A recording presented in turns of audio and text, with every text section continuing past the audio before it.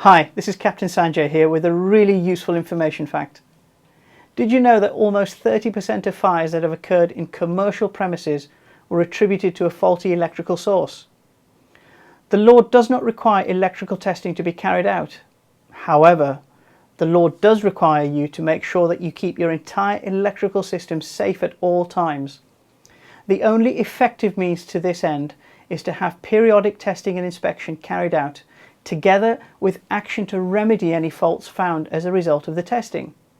If an accident or fire does occur where electricity is suspected to have been the cause, then the duty is yours to prove that you did your best to avoid that accident. Test data results together with preventative maintenance records will provide your best proof of defence.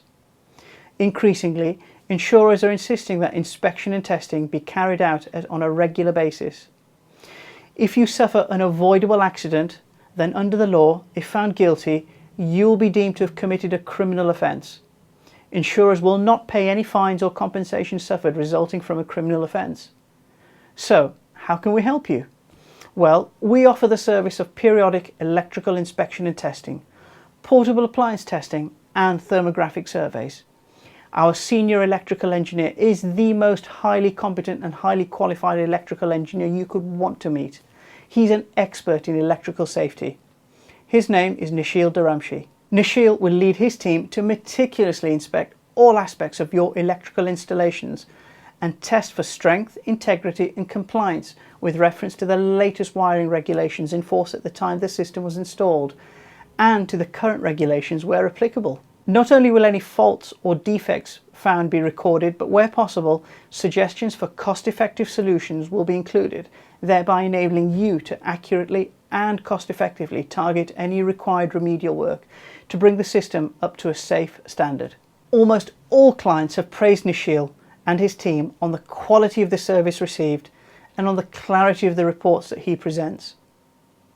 I now want to turn my attention to thermographic imaging surveys, a really useful addition to preventative maintenance programs. The fire safety company can carry out thermographic scans of all electrical installations likely to be running either too hot or too cold, in the case of refrigeration insulation, for example. It must, however, be understood that thermal imaging is not a substitute for periodic electrical inspection testing. However, it does provide a really useful interim backup in the maintenance program between formal inspection and testing, and can complement the overall system information available to the duty holder. It can also be very beneficial in situations where access may be restricted or shutdowns to fully test are not possible.